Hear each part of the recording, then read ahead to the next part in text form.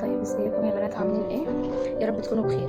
انا طبعا عامله قناه جديده على اليوتيوب ونزلت يعني اللينك على الفيس وكده، وعايزاكم تعملوا لي اشتراك وسبسكرايب عشان ان شاء الله تتابعوني. فانا اول فيديو ليا ده عايزاه يبقى تعريفي، عشان في ناس كتير طبعا اكيد ما تعرفنيش شخصيا يعني. فانا اسمي مرام طارق، عندي 25 سنه، خريجه كليه هندسه من الاكاديميه العربيه. محتوى اول فيديو ان شاء الله هتكلم فيه، بما اننا داخلين على امتحانات وامتحانات الاعدادي، الشهاده الاعداديه. فطبعا ناس كتيره منكم، ناس كتيره يعني وبنات كتير عندها عيال قرايبهم مش عارفه ايه كده يعني في الاعدادي. فانا حابه اول محتوايا يعني اتكلم، ادي نصايح للبنات والولاد اللي هم هيبتدوا الامتحانات الاعدادي، الصف الاول والثاني والثالث الاعدادي في محافظه اسوان. ويعني كل المحافظات طبعا اكيد يعني ربنا معاكم، وان شاء الله ربنا يوفقكم في الامتحانات ولكل مجتهد النصيب. اهم حاجه يا جماعه، انا عايزه ابتدي اقول لكم النصائح. طبعا يا جماعه انا عايزه اديكم النصايح مترتبه ومنظمه، بحيث ان انتوا لما تيجوا تتفرجوا عليا تبقوا عارفين انتوا هتعملوا ايه. ماشي، مش عايزين لعب بقى خلاص، ومش عايزين هرج ولا قعد على تليفونات، ولا نهري مع امهاتنا وابهاتنا، هما بيتعبوا عشان خاطرنا كتير يا جماعه. خلاص نتعب احنا بقى شويه، ونقعد الاسبوع ولا الاسبوعين بتوع الامتحانات دول في البيت، ولا نخرج ولا نطلع ولا نروح ولا نيجي. بعد كده بقى اللي عايز يطلع يطلع، واللي عايز يتفسح يتفسح. تمام. احنا ان شاء الله باذن الله يا جماعه هنصحى من النوم. هنبتدي يومنا ازاي؟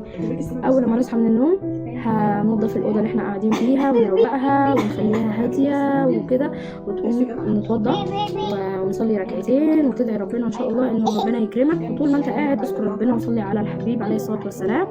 طول ما انت قاعد بتذاكر كده يعني اذكر ربنا وصلي على الرسول واقرا شويه قران، ده يعني بدايه اليوم. تمام. هتيجي تجيب نوته زي دي كده، تكتب نوته وقلم، هتكتب فيه جدول، هتعمل فيه جدول زي الجدول العاديه اللي هي زي الجدول بتاع الامتحانات كده. هتكتب فيه الماده اللي انت هتذاكرها مثلا النهارده، بعد كده هتكتب الماده اللي هتذاكرها بكره، الماده اللي بعد كده اللي بعد كده، وتكتبها في اول هتكتبها في اول صف. تمام. ده اسم الماده.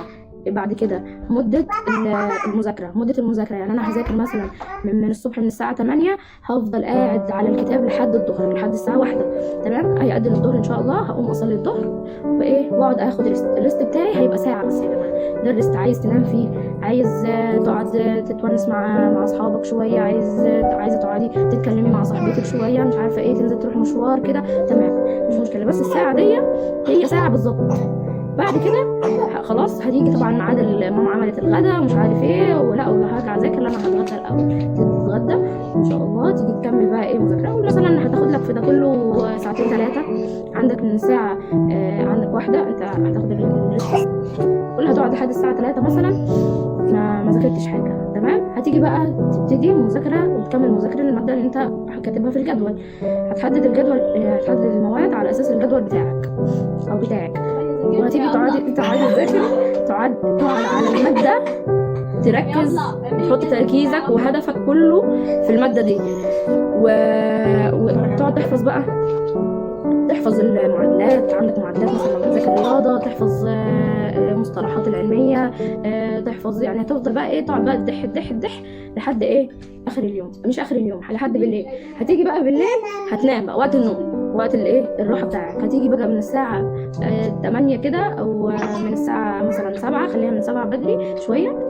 هتيجي بقى بعد الساعتين هتبتدي بقى تريح. بعد ما تريح تقوم تكمل الماده. طبعا الماده يا جماعه مش هتخلص في يوم، يعني انا قاعد ده كله اليوم ده كله اخلصها في يوم؟ واحنا ذاكرنا خلاص، اللي ذاكر طبعا انت لسه هتذاكر من الاول. احنا بنراجع على المواد لان الامتحانات خلاص يوم 7. فازاي بقى انت لسه بتذاكر الماده دلوقتي؟ لا، احنا دلوقتي ما بنذاكرش، احنا المفروض خلاص بنراجع. المفروض ان احنا خلاص دلوقتي يا جماعه بنراجع وبنحل امتحانات. يعني اليوم ده كله اللي انا قاعد فيه قاعد براجع المنهج وبحل فيه امتحانات اخر اليوم.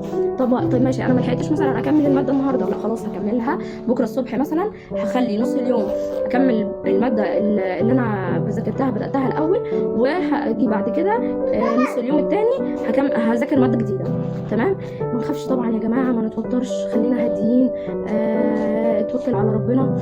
ربنا هيساعدك ان شاء الله، ولكل مجتهد ونصيب. انت طول ما انت اجتهدت وذاكرت وجيت على نفسك ربنا ان شاء الله هيكرمك، وان الله لا يضيع اجر من احسن عمل. ان شاء الله ربنا يكرمكم جميعا يا جماعه. ما تعملوش زي ما انا عملت. انا في اعدادي كان عندي رهبه وكان عندي حاله لا حول ولا قوه الا بالله، اللهم احفظنا اللهم احفظنا كده يا جماعه. والله كان عندي حاله في اعدادي لما كنت صغيره. انا يا جماعه دحيح فشخ، يعني كنت في المدرسه في اعدادي يعني وفي ثانوي، بس الحمد لله انا جبت مجموع في ثانوي، بس يعني ما توفقتش قوي في المجموع، ما جبتش المجموع. ليه بقى؟ ايه اللي حصل؟ انا احكي لكم اللي حصل.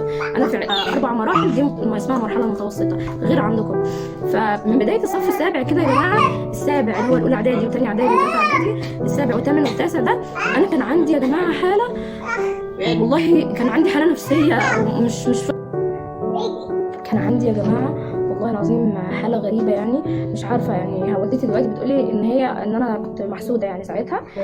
انا كنت بفضل على الكتاب اليوم كله، اقسم بالله كنت بحفظ الصفحه بالصور وبالارقام. ولما كنا بنقعد انا واصحابي بنقعد نراجع وبتاع قبل الامتحان، كنت بمليهم الارقام في الصفحه اللي كذا بالصوره مش عارفه ايه ده ايه كده، لما كنا بنراجع مع بعضنا. المهم يا جماعه، انا جيت بقى في الفتره دي اللي هي اولى وثانيه وثالثه اعدادي.